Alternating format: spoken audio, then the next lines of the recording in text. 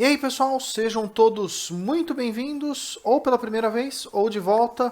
Eu sou o professor Pinguim e estamos mais uma semana juntos com aquela intenção nobre de mostrar que a matemática tem bastante coisa legal, matemática tem bastante coisa bonita, matemática tem aquelas ideias que transcendem aquilo que a gente vê na escola. Matemática é uma jornada infinita, com várias paradas interessantes, e eu gosto de toda segunda-feira estar aqui fazendo o papel de guia de vocês para mostrar coisas legais, coisas interessantes, ideias legais que tem na matemática. Nesta semana, o nosso objetivo é cumprir uma promessa que eu já fiz algumas vezes no passado e ainda estava em aberto, que é falar um pouco mais sobre essa tal de derivada. Se você é uma das pessoas que acaba estudando matemática até o ensino médio, depois ou não faz faculdade, ou faz uma faculdade que não veja mais matemática, você acaba não sabendo exatamente o que é derivada. Você pode ter ouvido falar numa aula de física, mas não visto a fundo o que é derivada. O conceito de derivada ele é meio revolucionário na matemática. A matemática dá um grande salto quando a derivada é formalmente desenvolvida. E o nosso objetivo desse vídeo é falar das ideias da derivada, que, por incrível que pareça, são ideias razoavelmente intuitivas, mas que ainda assim levaram um bom tempo para aparecer para a humanidade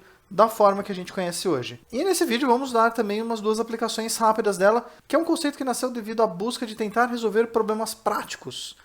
Então a derivada, ela já nasce com as aplicações, porque ela nasce devido às aplicações. Eu espero que vocês gostem do vídeo dessa semana. Bora lá? Vamos começar? Depois de tanto tempo, vamos falar sobre derivadas. Esse é um negócio que eu tenho um pouco de culpa, porque desde o primeiro vídeo do canal, programa piloto ainda, não sabia se o canal é pra frente ou não, eu decidi falar sobre equações diferenciais e lá a gente já usava derivada. Eu falei, no futuro eu falo sobre derivada. E falando de aplicações de matemática, eu acabei prometendo num total de 10 vezes, e sim, eu olhei os vídeos passados, vi quantas vezes eu fiz essa promessa, de que em algum dia eu ia falar sobre derivadas. E esse dia é hoje. Hoje nós vamos falar sobre derivadas, e se você acompanha o canal já há algum tempo, tapar alguns buracos que foram deixados para trás. Historicamente falando, derivadas são uma coisa que não tem um consenso de existe uma pessoa qual a gente acredita a criação da derivada. A derivada já tem algumas ideias no século XIV, já existem alguns conceitos sobre derivada, onde já se sabiam algumas aplicações, especialmente no conceito de séries, que depois acabam virando série de Taylor, mas já existia um conceito de que você podia usar o que ainda não havia sido nomeado como derivadas, como uma ferramenta para calcular aproximações de seno, cosseno, para qualquer ângulo possível.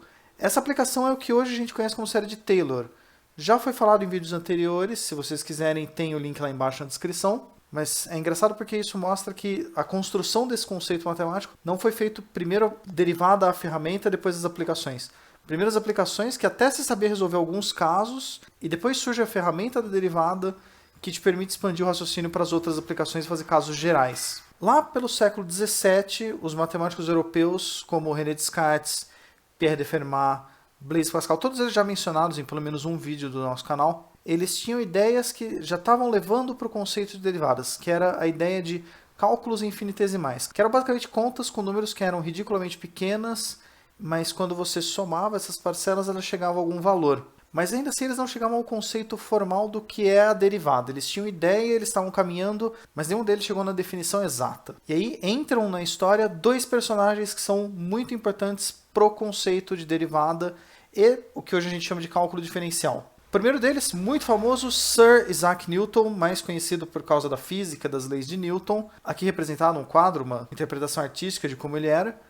E Newton chegou pelos conceitos iniciais de derivada e depois pelos conceitos de integral, usando investigações para problemas de física, de geometria, de ótica, focando sempre na ideia de taxas de variação. A gente vai falar isso detalhado ainda hoje, mas as aplicações dele eram todas para vários problemas práticos que eles tinham uma abordagem comum e isso é o que levou a ele o conceito de derivada. O Newton ele tinha uma visão meio romântica de que cálculo era uma ferramenta que você poderia usar para descrever como o mundo é. E as obras de cálculo dele, ele não trabalhava como se fosse uma ferramenta nova que ele está desenvolvendo.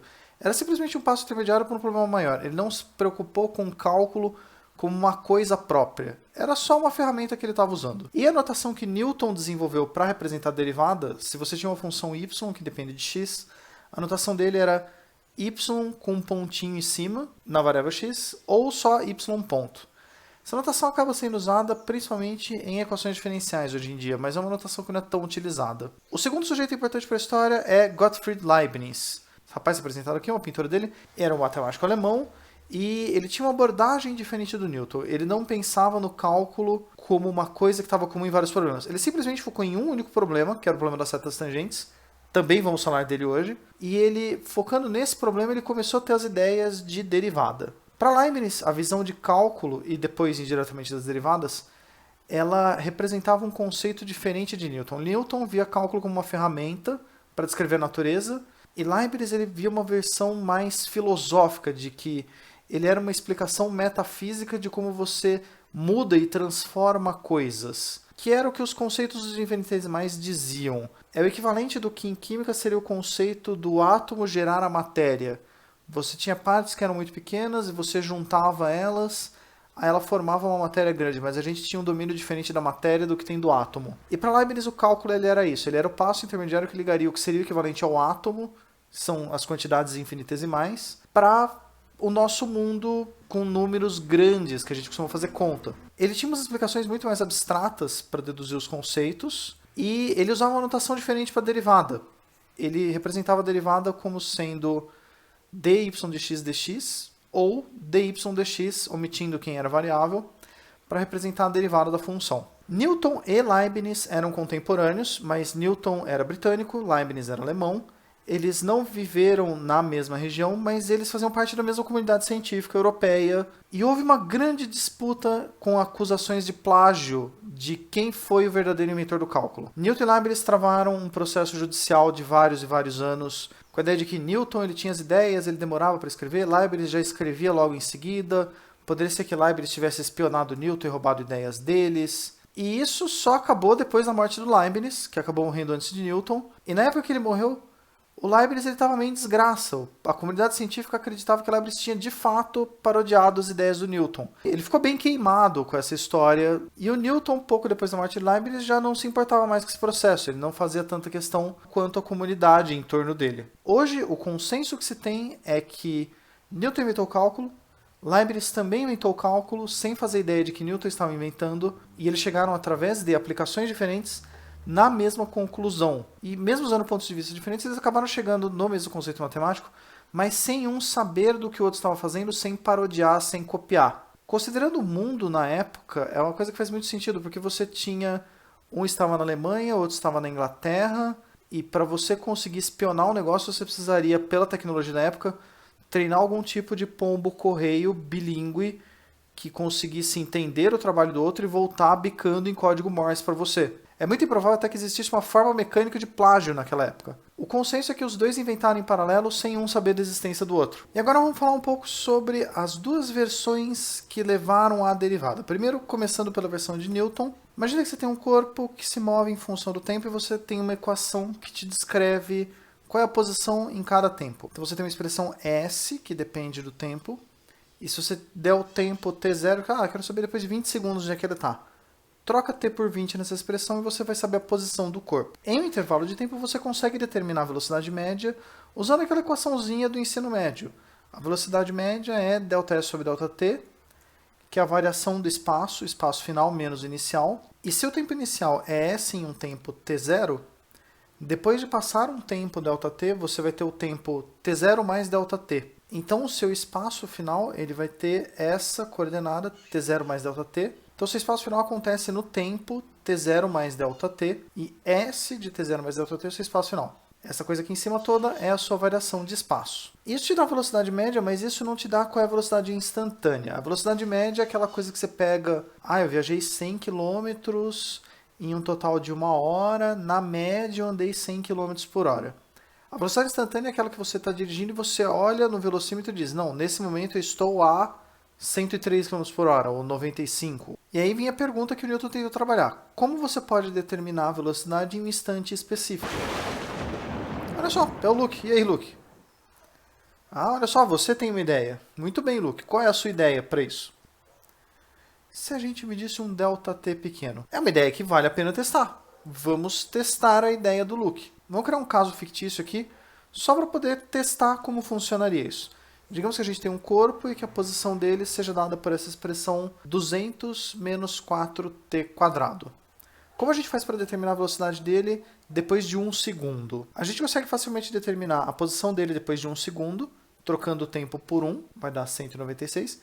E a gente consegue calcular a posição dele depois de um tempo 1 mais ΔT, trocando o tempo por 1 mais ΔT, e aí a gente vai chegar nessa expressão, 196 menos 8 ΔT menos 16 ΔT quadrado. Aí a velocidade média é o deslocamento, ΔS sobre ΔT. A gente faz o espaço final menos o inicial, dividido pelo tempo. Esse 196 menos 196 cancela. A gente vai ter menos 8 ΔT menos 16 ΔT quadrado, tudo isso sobre ΔT. Põe o ΔT em evidência. E esse ΔT pode ser cancelado e a nossa velocidade é menos 8 menos 16 vezes ΔT. E aí a ideia do Luke era, vamos chutar um ΔT pequeno. Quanto você acha que é um número pequeno bom para chutar, Luke? 0,1. 0,1 é um bom número. Então, se a gente trocar o ΔT por 0,1, a gente estaria calculando a velocidade média entre 1 segundo e 1,1 segundo, e na média deu menos 9,6 metros por segundo. Mas a gente pode fazer melhor. Luke, passa um número menor do que esse. 0,01, beleza. Trocando o ΔT por 0,01, aqui na nossa expressão de velocidade, a gente vai ter menos 8,16. Isso é a velocidade média entre 1 segundo e 1,01 segundos. Mas a gente consegue fazer uma aproximação melhor ainda. Luke, passa mais um número aí. 0,00001. Beleza, essa é uma ótima escolha. Chutando esse número, a nossa velocidade vai ser menos 8,00016 metros por segundo. Cada vez que a gente faz isso, a gente vai chegando cada vez mais próximo da velocidade instantânea. E olha só, como o Luke disse, para a gente pegar a velocidade exatamente instantânea, a gente precisaria de um ΔT extremamente pequeno. E aqui, conforme o ΔT vai ficando cada vez menor, a nossa expressão vai chegar perto de menos 8. Isso é a velocidade instantânea nesse momento específico. E matematicamente falando, esse tempo extremamente pequeno é o que os matemáticos chamam de limite tendendo a zero. E numa notação mais moderna, a gente calcula a derivada como sendo o limite ΔT tendendo a zero, que seria o tempo extremamente pequeno, um instante muito, muito rápido, da diferença de espaço pela diferença de tempo, ou usando uma notação mais comum em matemática, quando as nossas funções chamam f e a variável x, é o limite Δx tendendo a zero de f de x0 mais Δx menos f de x0, tudo isso sobre Δx. Essa é a versão de Newton para a derivada, baseado como uma taxa de variação entre duas grandezas que você conhece e se relacionam. E aí entra a versão do Leibniz. O Leibniz ele tinha uma abordagem diferente. Ele trabalhava com um único problema, que era o problema de retas tangentes. Se você tem uma função conhecida, um gráfico, você tem um ponto que você sabe onde está nesse gráfico, e você quer determinar uma reta tangente que passa por esse ponto. Então, ilustrando aqui, a gente tem um gráfico meio aleatório, jogado, só para servir de ilustração. Uma forma de determinar retas já existia. René Descartes já tinha publicado os trabalhos dele, e a gente sabia que dava para fazer aquela equação ioiô-michôchô, em que você sabia o ponto x0, sabia o y0, o x e o y são variáveis da reta, falta determinar o coeficiente mzinho. Esse coeficiente mzinho também já tinha uma forma de descobrir. Se você soubesse dois pontos da reta, ele era a variação em y dividido pela variação em x.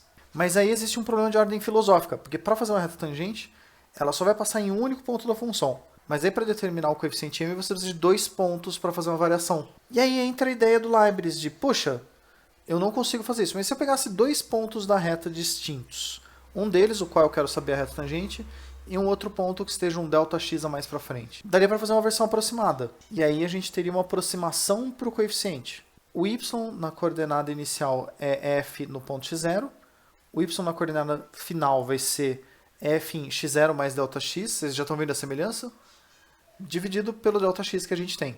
Então, no nosso gráfico, se eu usasse um Δx de 1,5, a gente teria essa reta. Se eu usasse 1,25, essa aqui.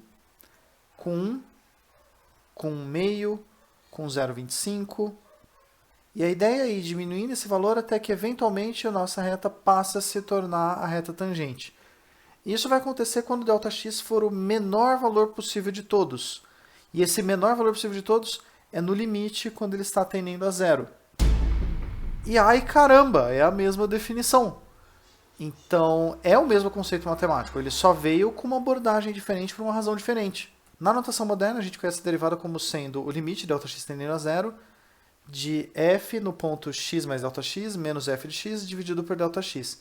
que nada mais é do que a variação de f dividido pela variação em x, quando você tem um ΔX extremamente pequeno. Isso pode ser representado pela notação de Leibniz, como df dx, ou também uma notação muito comum, embora não tenha sido um dos criadores da derivada, mas alguém que divulgou muito. Lagrange tinha uma notação que ainda é muito usada para derivada, que é botar linha, um apóstrofozinho, f' de x indica a derivada de x. E como o Luke fez o trocadilho, sim, nós vamos ter muitos vídeos derivados desse vídeo que foi feito hoje. Por isso que a gente te ama, Luke.